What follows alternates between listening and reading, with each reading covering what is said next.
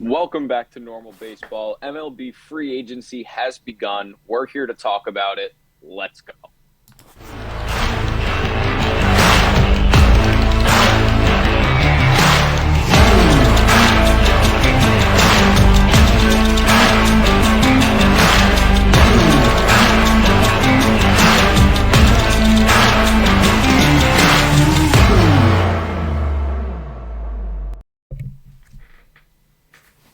What's going on? Welcome back to yet another episode of the Normal Baseball Podcast.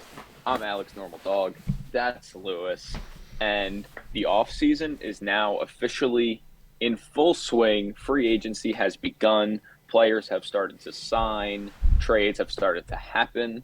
Some interesting stuff. So that's what we're here to do. We're here to get into it. How's the offseason going so far for you, Lewis? I mean, the offseason has been nothing short of exciting. I am enjoying certain things, certain aspects of it, not enjoying some of the rumors that have come out so far, enjoying some of the rumors that have come out. I mean, free agency is exactly what I would have expected it to be so far. I mean, you're a big off-season guy. Big You like offseason yourself day. some off-season. As much as Yeah. I love watching baseball, there's nothing better to me than after that last out of the World Series, the off season starts rolling in, and I mean, we've been gone for what 5, 6 days or 4 days, and there's Right. more than enough news to talk about. Well, yeah. I mean, free agency opened. Qualifying offers were extended. Um, and there's a lot that's gone on, and this is just the early stages of free agency in the offseason. Winter meetings are going to be sooner than we think. They're going to come very fast, and then things are going to start picking up even more than they are right now. We thank you guys for coming to us for the news and everything, and our opinions. If you're watching, subscribe, like, comment, all that, share.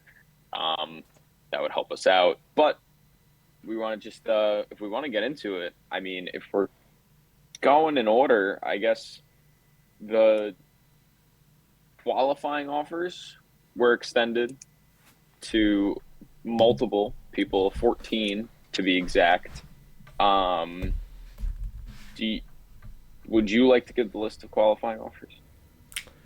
I don't actually have the list of qualifying offers up. Let me pull up that tab unless you Oh, have it. Uh, I got it. I got it. I got okay. it. I got it. I got it. Okay. So qualifying offer. If you don't know what a qualifying offer is, it's basically the league average of pay AAV. The league average gets turned into a qualifying offer that each team can extend to players Only for a 1 year once. deal. A 1 year deal on that salary. Each player can only be given the qualifying offer once in their career. Um, and this year, the qualifying offer was $19.65 million. So basically 20 million. And what this pretty much says is that if a player declined this, they either think they can get a longer deal, or they think they would get more money per AAV. Um, the players that got the qualifying offers were Aaron Judge, Anthony Rizzo, Trea Turner, Xander Bogarets, Jacob DeGrom, Dansby Swanson, Carlos Rodon, Jock Peterson, Martin Perez, Brandon Nimmo, Wilson Contreras, Chris Bassett, and Nathan Eovaldi. Oh, and Tyler Anderson. And Tyler Anderson. So Wow, would you look at that? that, that 14 should be cool. players were offered the qualifying offer, which this year Or it's 15. 15. 15, my apologies. I don't know if my fingers worked properly. Oh, no, it's Um, 14. It's 14. It's okay, 14. my It's 14. fingers didn't work properly.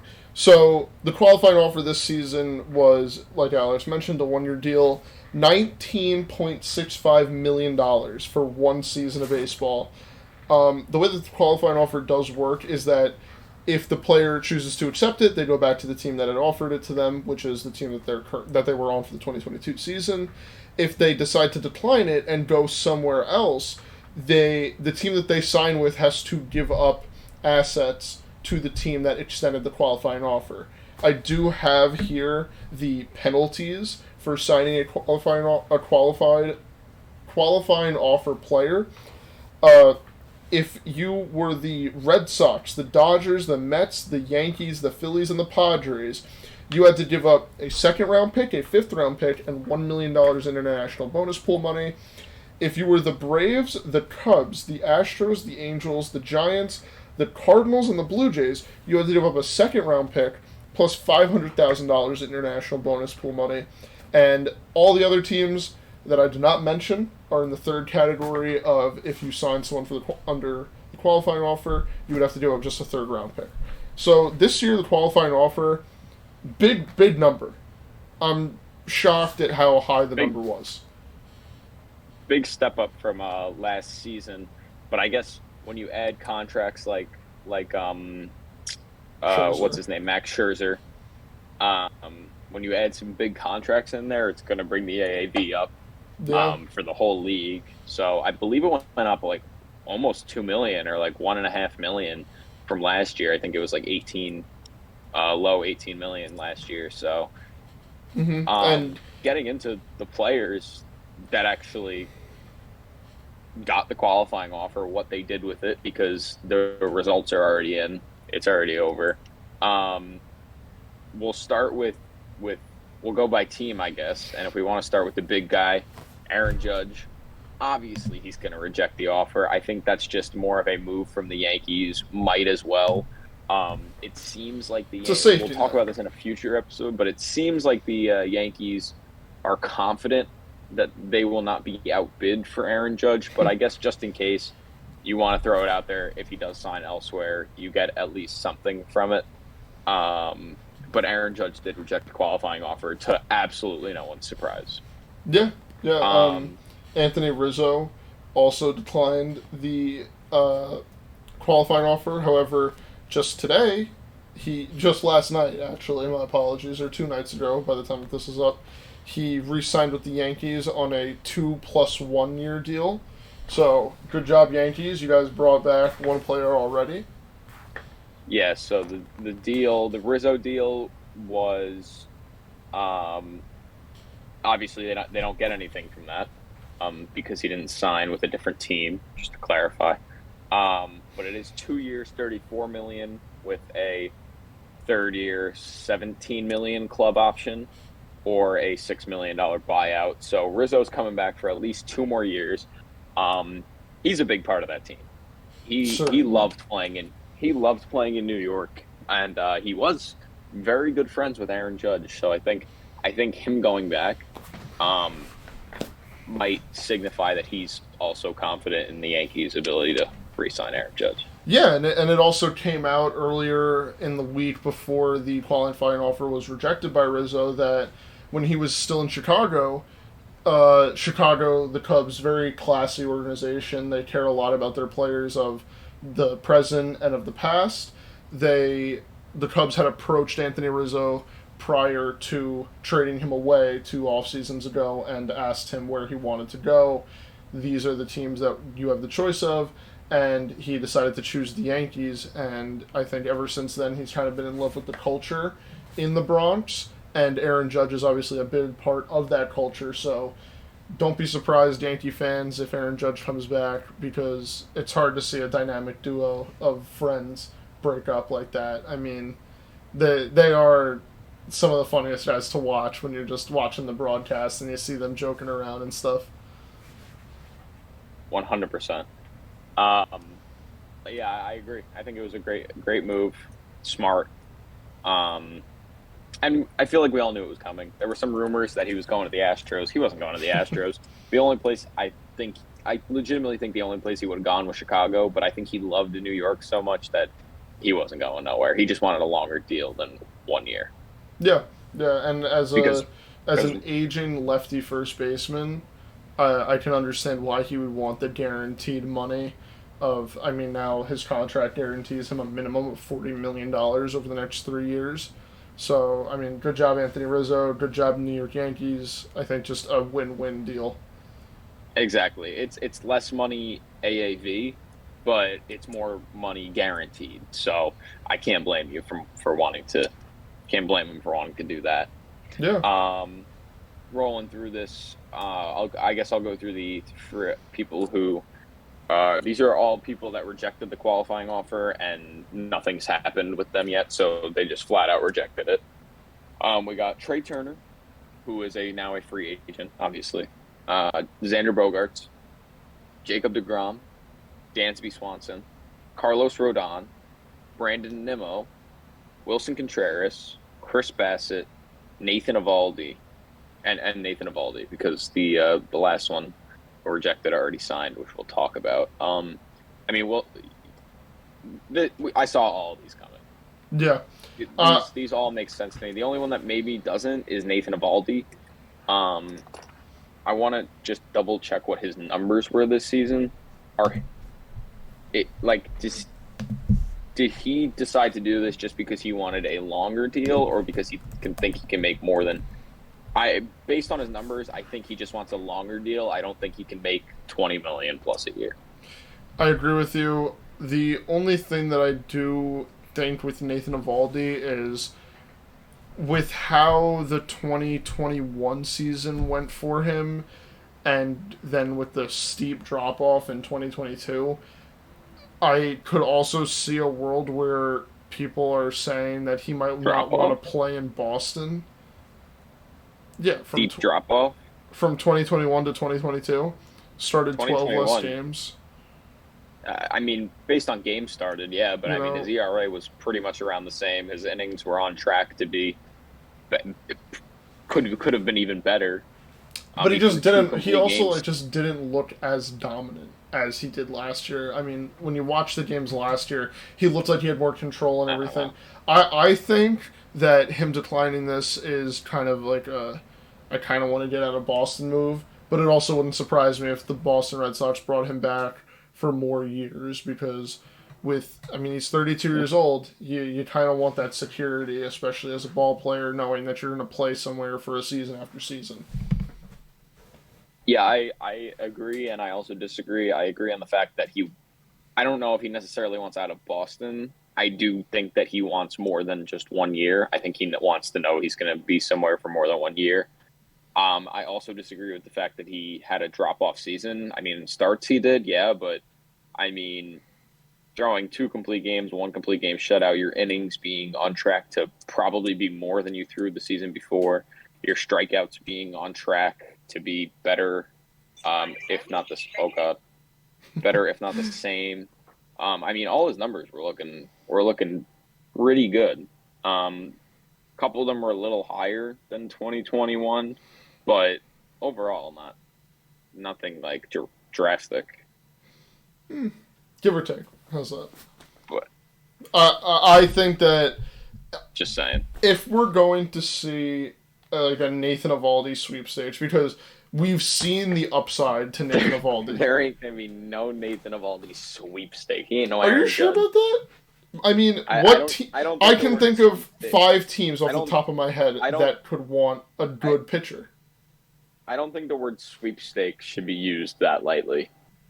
Well, it could be. I'd call Trea Turner, Xander Bogarets. Those are big ticket. Those are big ticket. I'd say a sweepstake has to be a big ticket.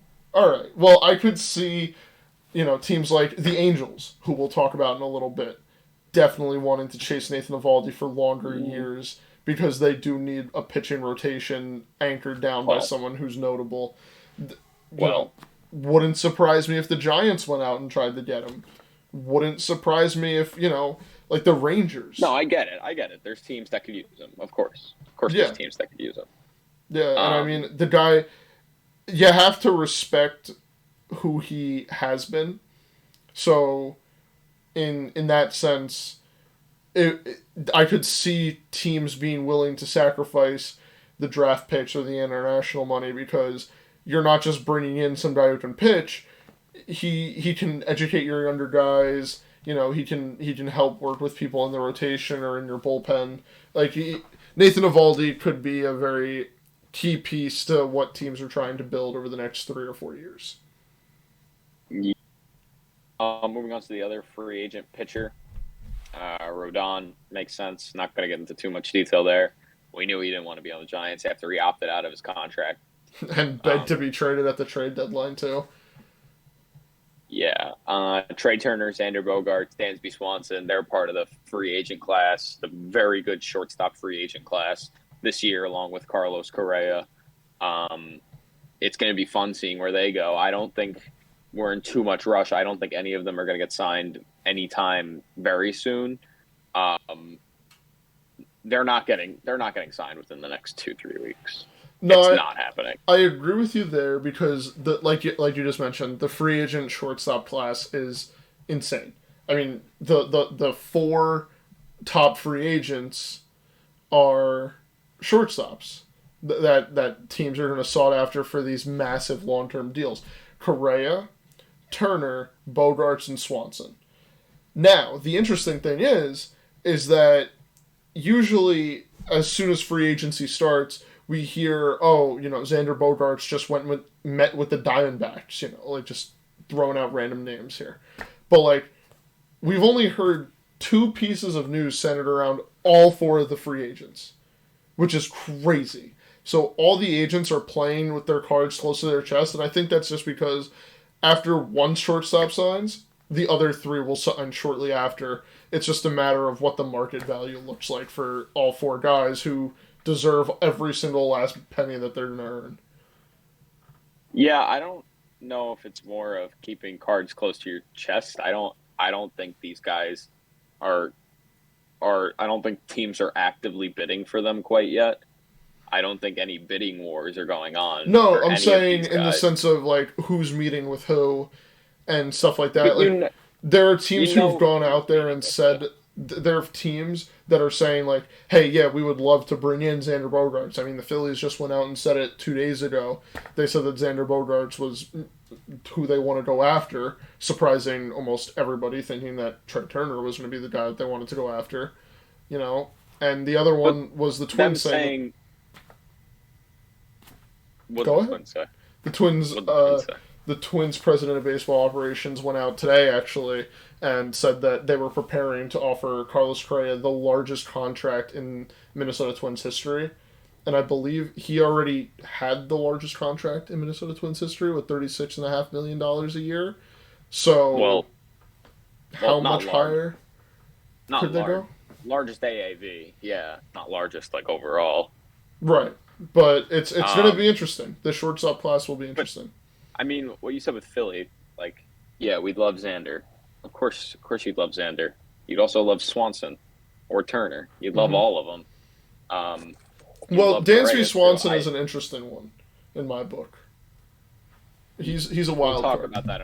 Talk about that on the free agent episode. Or I guess this is that, but the prediction episodes.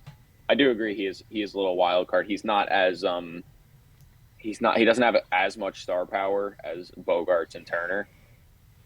I mean, he doesn't. It's a fact that he doesn't. He's had. I'm not saying he's not a bad player. He's an extremely good player. But when you hold Swanson next to Xander and Trea Turner, I think he's 3rd on that list. Or 4th. I mean, if you want to include Correa. If you include Correa, yes. But that's what I'm saying. He's not he doesn't have as much stardom. The name doesn't hold it as much weight just quite yet. I'm not saying that next year he can't have another all-star, dare I say, MVP type season. I'm not saying that's impossible. I'm just saying currently, looking at it as it is, it's not as much star power. You know what I'm just realizing, by the way? These are 4 in a row world champions. 2017 Correa, 2018 Bogarts, 2019 Turner, and then 2021 Dansby. So how does that affect LeBron's legacy? It might knock him down to 3rd. Might put Kareem right above him. Yeah, no. I mean, I guess it's Yeah, kind of a they're all redundant world fact, but champions. So could they just chase after the highest bag? I mean, they have a ring each. There's so much to talk about, and we can get into that, like you said, in our predictions episode, just so that we can continue moving this episode forward. well, let's be honest. They're all going to be chasing the bag. That's what baseball is centered around nowadays. The only person I could see not chasing a bag is probably Dansby, just to stay. But that would just to be to stay in Atlanta. Or Another guy who has a World Series ring, Wilson Contreras, declined. Knew that was coming. He's going to get a lot of money. He was one of the best catchers in baseball this year. Chris Bassett. Chris guess, Bassett, another yeah. guy who just wants more years on his contract. Yep. And then Brandon Nimmo, also expected. He wants like a 5-year deal, 6-year deal. He wants a longer contract. We knew that. Let's move on to the accepted qualifying offers. First up, we have Jock Peterson of the San Francisco Giants. He's heading back $19.65 million. Could not be happier for Jock Peterson. Jock actually had a very underrated year, in my opinion. His counting stats weren't maybe as high as some people would have liked them to be, but he batted in the 280 range, had an OPS of like 850 range. Overall, he had a pretty good year, 144 OPS plus. I think he had a good year, and I think it's good for the Giants to get him back.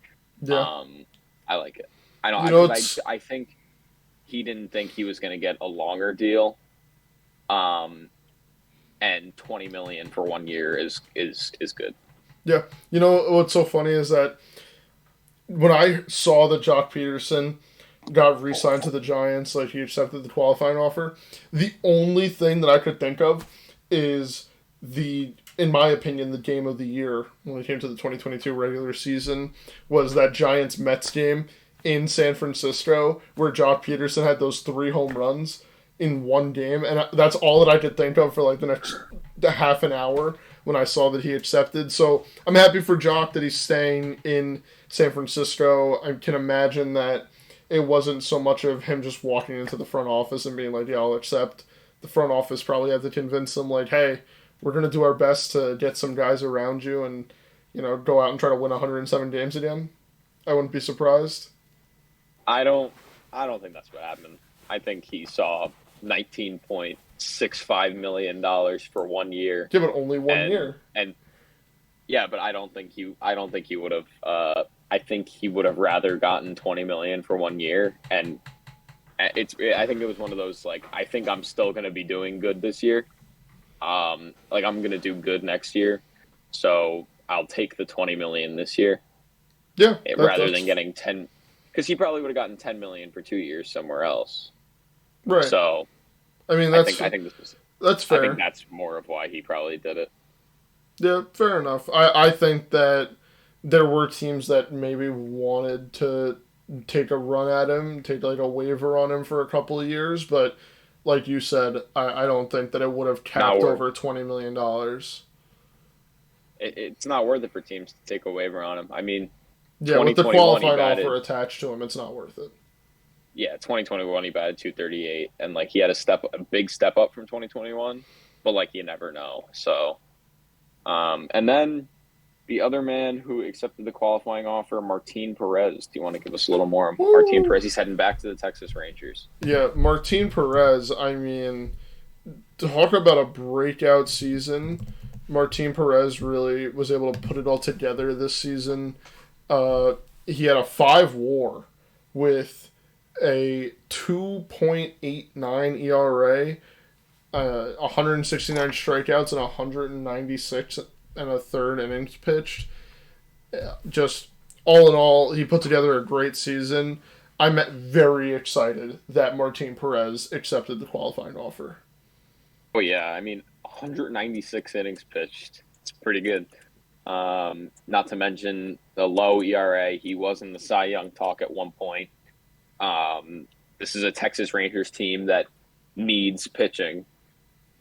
So A I Texas agree. Rangers team that will probably be very active this offseason, and knowing that one of your now breakout pitchers later in his career is going to be around for one more season at minimum is a big, big stepping stone to now what else do the Texas Rangers do this offseason?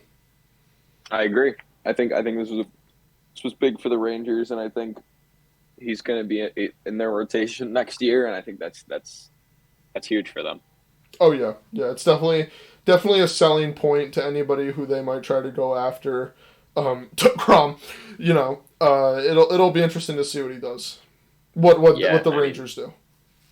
DeGrom also rejected the qualifying offer. I think we forgot to mention that DeGrom also rejected, and I mean, uh, he had there was news that he informed the Rangers that he's interested in signing with them. Hmm. So him, Martin Perez, who else do they have in that rotation? Um, It's just him and Martin Perez going every other game. let me let me see. That The I Rangers want to pitching say staff. I want to say yeah, Taylor Hearn, Glenn Otto, John Gray, of course, Dane Dunning. They still have work to do. There still is work to be done. So we'll Yeah, see but, what they get done. And hey, but on the speaking of, backbones of Marcus Simeon and Corey Seager's contract, the Rangers with how willing they are to spend, they could get it done. yep.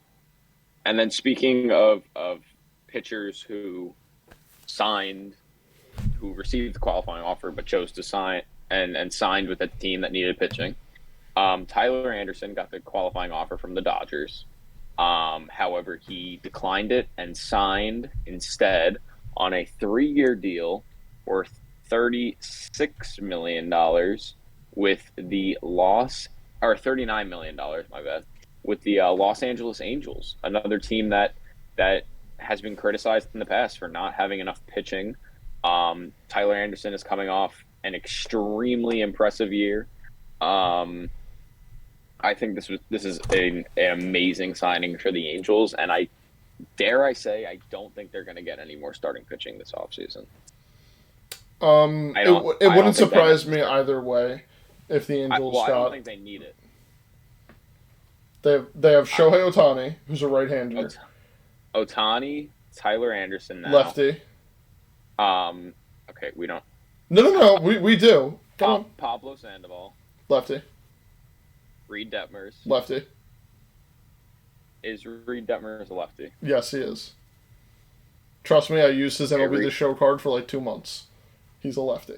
okay. Well, now my thing isn't loading. Reed Detmers. Let me find the other one. And then I believe the last one was. Let's see. Because I was talking about it earlier. Um, Lorenzen and Suarez. I believe Suarez is a lefty as well. Don't say anything you don't know. I'm saying I believe. I don't know for I know this certain. man. I know this man. So, but Um, I think the Angels do need to make more pitching I mean, moves. well, I think they need bullpen. I don't think they should go for starting. Not long term. Do we see? I mean, I don't know if this is the right episode to talk about this, but I definitely see the Angels being more in the trade market of all in, like selling whatever they can, because Shohei is only on one Selling? more year. No, no, like selling I out. don't. Like if a team came to them and like, hey, like hypothetical, probably will never will definitely not happen, but Mets come to them and be like, hey, give us 15 your top 15 prospects and we'll give you Matt Scherzer. I could see them selling out their farm or like lower end guys because they only have Shohei for one more year before he hits the free agent market. Uh, I don't know if they do that. They drafted all pitchers in last year's draft. I don't think they're in the market to get rid of their farm system. No, I'm just saying I I think don't see that that they're going happening. to try and improve their team through trades too. I think they're going to be a very active team in the trade market, but they have very little room to operate. I was gonna say I don't think that's gonna happen. I think they're gonna use their money. I think they need That I think they're looking at the shortstops for the big shortstops. I think they're looking at another outfielder. I think they're looking at bullpen, and I don't. I think starting pitching is probably the lowest of their needs right now. I mean, if you want to talk Besides, outfielders, besides the positions they already have filled. right? So two outfielder names I'm going to throw at you. One has been mentioned in trade talks. The other got DFA'd today. Mentioned in trade talks, Jesse Winker of the Seattle Mariners, and DFA'd today was Ramel Tapia. Do you think that they can wear Angels jerseys come opening day? I mean, I definitely see Raimel Tapia wearing it because why not? Why wouldn't you pick him up? He was good with the Blue Jays last year, and that's just I feel like that's more of a hey, we don't think there's any other option. We think this is the best option for us, rather than going around shopping, paying maybe too much for a left fielder they're looking for right now. Let's just go out and get a Raimel Tapia, who we know can be good. And then as far as Jesse Winker goes, would they want to trade for him? I really don't know. Last year, he kind of beat up their whole team that one game. But with his value so so low and how good Jesse Winker can be, I think I can see the Angels being one of the teams that at least calls. Dare I say, Michael Conforto. Michael Conforto! He's coming back at some point next season, hopefully, as long as he gets signed, as long as someone wants to take a flyer on him. What if the Angels are that team that takes a flyer on him? He just came off that would be fun. I forgot about him.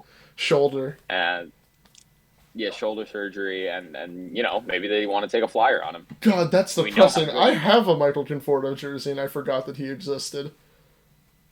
We know how good he can be. He's good defensively. He can be good offensively. He can lean into pitches. So I think there's definitely something there. As far as the shortstop situation goes, they have money. If they want a shortstop, they can go for. They have enough money to go for a shortstop. Do you think that them selling the team soon has anything to do with how much money they're willing to spend at free agency? Not at all. Not at all. Fair enough. I would. Not at all. There's a part of me that wants to say the same thing, but then there's a part of me that's saying like, hey, if they want to sell this team, they don't want to have 4 basically $30+ million guys on the books at that point. But we'll see. We'll see. No, I don't think they care. I think they're trying to do their baseball duties because I mean, how stupid would that be? We have the ability to, like, let's say Trea Turner standing there and it's like, yeah, I'll sign. I will sign with you. I want to be an Angel. and then they're just like, nah. Like the team is saying no. I don't. I think they're trying to win. I don't think the Angels. They're a big market team. I don't think they're gonna go do that. Fair enough. What else do we have here that's happened?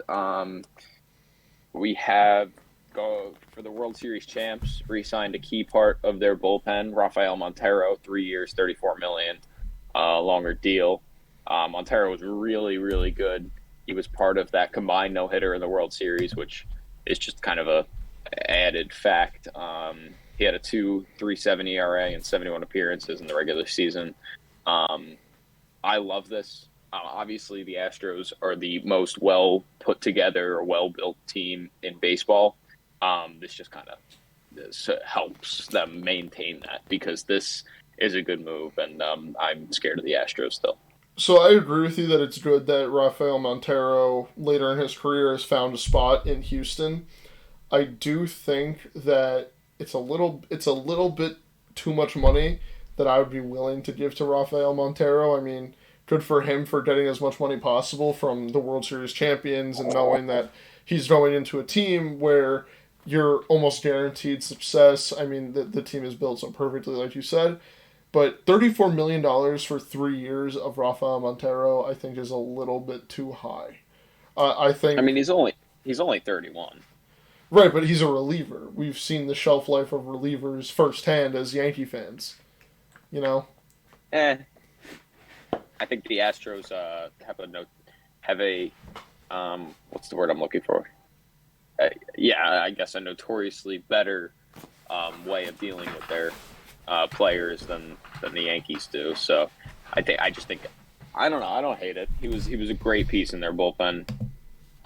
Really since he came over to the Astros last year, or I Mhm. guess 2021. I like it. three Yeah, year and it's not an overwhelming amount of money. It's like 11 and a third million dollars per year. So could be worse. yeah. And for Good, for a good for reliever, that is Rafael a lot. Montero. But yeah, good job, Rafael Montero. I am terrified of the Astros. Speaking of relievers, Robert Suarez staying with the Padres on a 5-year, $46 million deal. Um, Robert Suarez was one of the biggest pieces of the Padres bullpen last year. He had an extremely good year. Let me just pull up Robert Suarez. So, so last year was his first year in the majors. Um, he he pitched a 2.27 ERA in 47 and 2/3 innings pitched. Um, just 12 earned runs given up all season, 61 strikeouts. That's 11 and a half strikeouts per nine. I think this whole thing is just good. Yeah, Robert It's a great, Suarez. great. Robert Suarez, especially in the postseason run that the Padres had, was just lights out. So good for him again, getting a big contract for a lot of years, securing a job position in a team that given now they're going to get a full season with Juan Soto, Tatis is going to come back. Team is looking better for next season.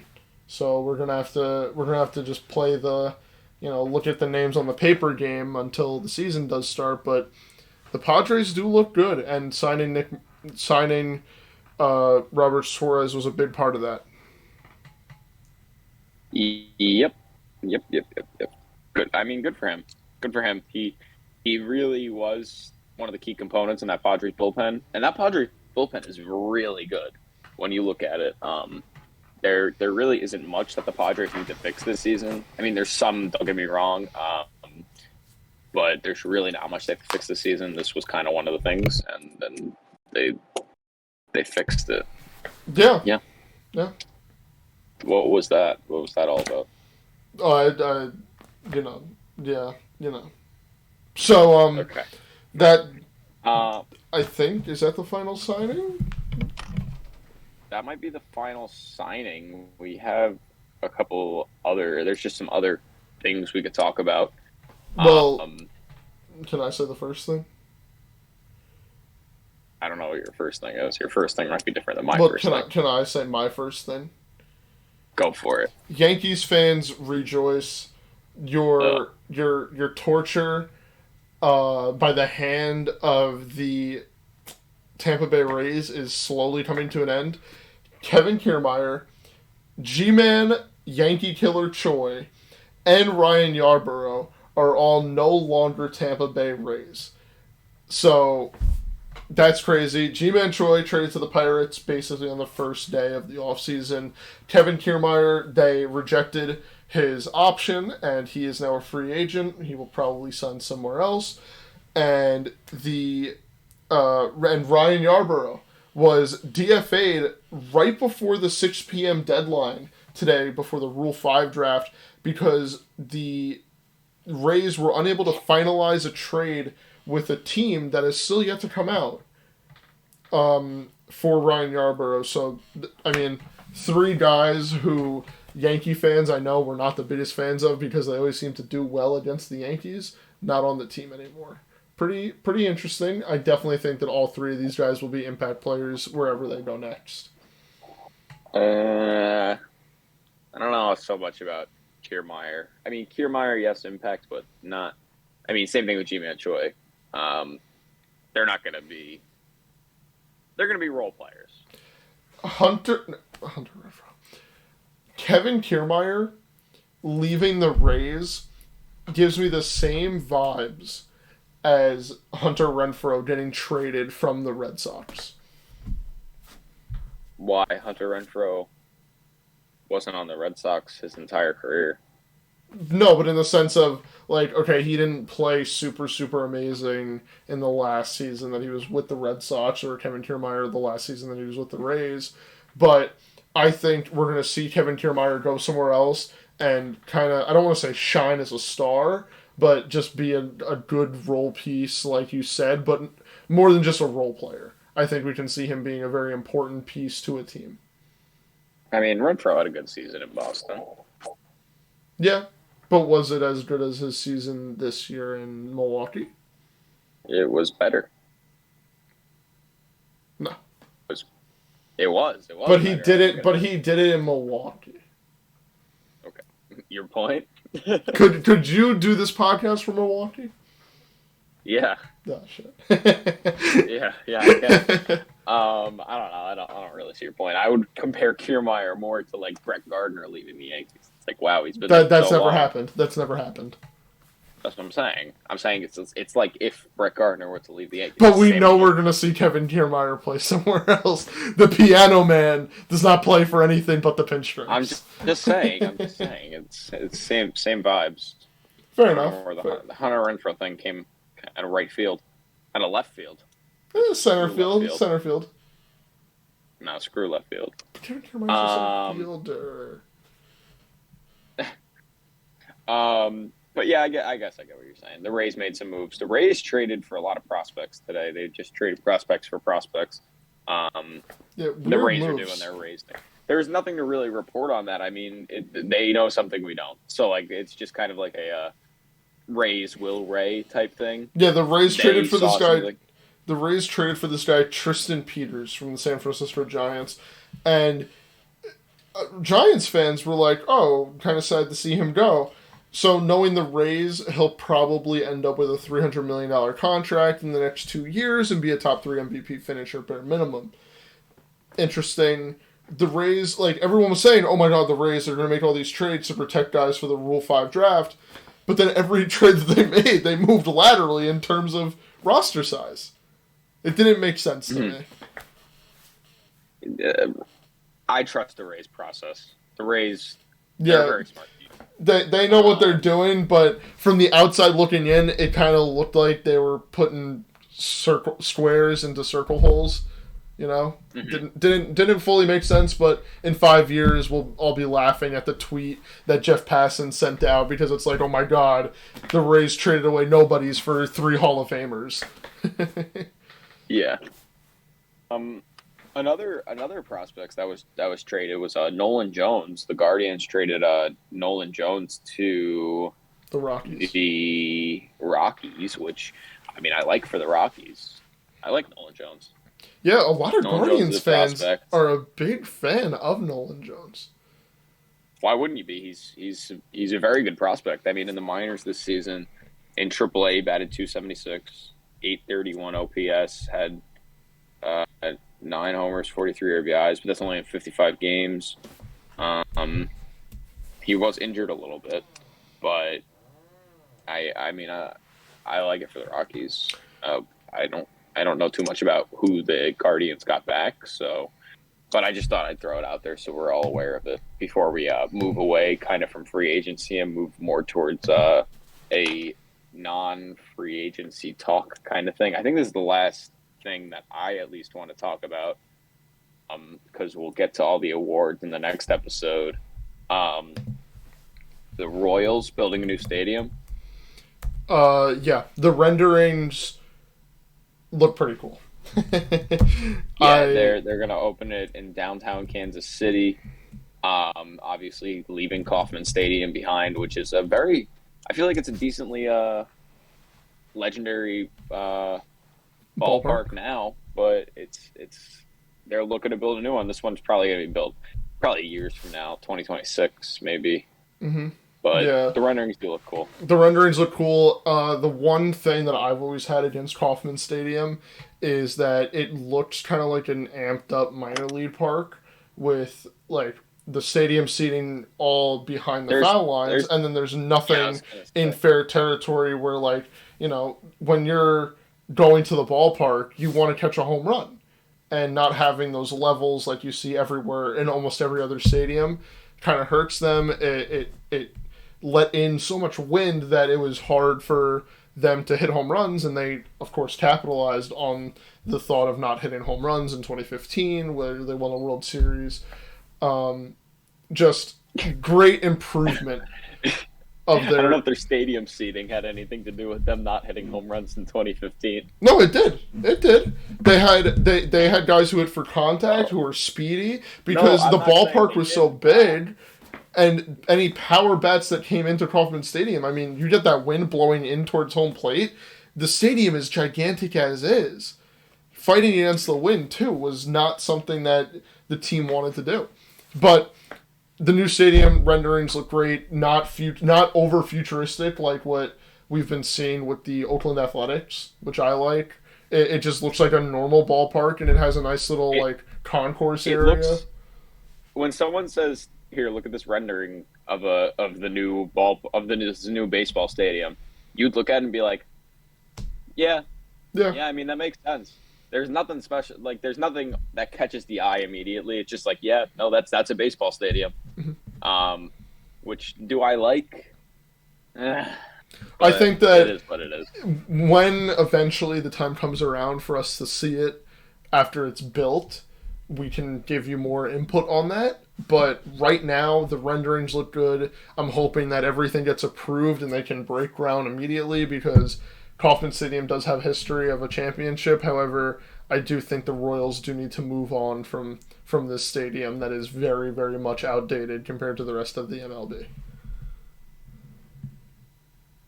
All right. Well, I mean, I that's all I got. I don't know if you have anything else. Yeah, just the last thing that I have here, I mentioned it earlier. The Blue Jays had DFA'd Ramel Tapia and Bradley Zimmer, two outfielders. Ramel Tapia, a lefty. So after they DFA'd Ramel Tapia, the Blue Jays had started calling around to different organizations, just news that I saw on Twitter, looking to trade for a left-handed contact bat. They DFA'd Ramel Tapia. Why are they going to spend more prospects or trade Danny Jansen, because they do have an abundance at the catcher position, to get a left-handed bat that they just had and can still pick up, They ain't really? They ain't trading Danny Jansen. I'll tell you that.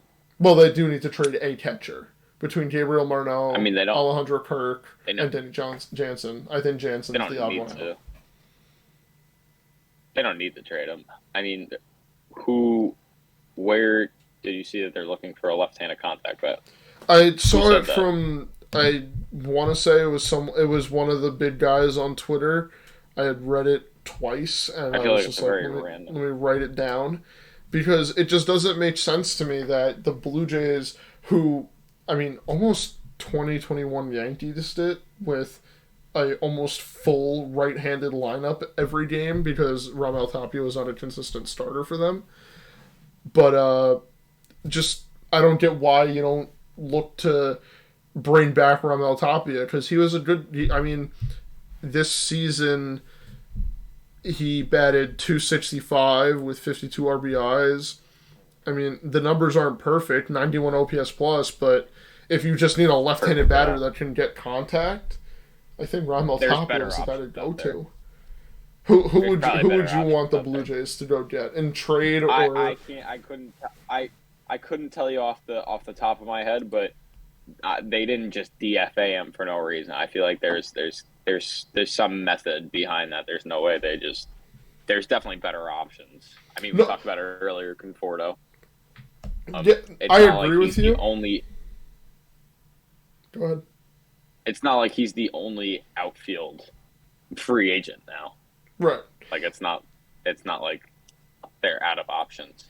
See, I do agree with you to a point. It's just that with this, I mean, obviously, no one's in the meetings except for the guys who are making the decisions, and not really knowing what their direction is on what they want to do with their lineup confuses me and interests me, because I don't know, like, what are they looking to do now? If they wanted a contact lefty, I mean, Ramon Tapia, he's still, I think, 28, 29 years old.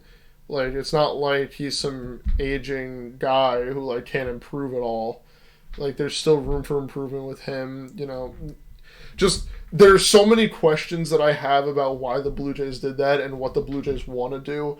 Especially with earlier in this week, there were rumors floating around that they wanted to trade Teoscar Hernandez, which I thought was a weird thing, but that turned out to not really be anything. It was kind of a smokescreen. Just, I want to know what the thought process is with the Blue Jays DFAing a left-handed slap bat, DFAing a lefty contact bat, and then saying that they wanted to get a lefty contact bat. But I don't know. I feel like that's just reports that are saying that they want that. I don't know how accurate could that be. What they do, DFA him and be like, damn, we could really use a guy like Raimel Tapia. Darn, where do we find him? I don't know. I think that's more of like reporting stuff because I don't know. I do think that Tapia was decent for them this season. I think he was what they expected him to be, and I don't think he was bad. But I think they're looking for more. Yeah.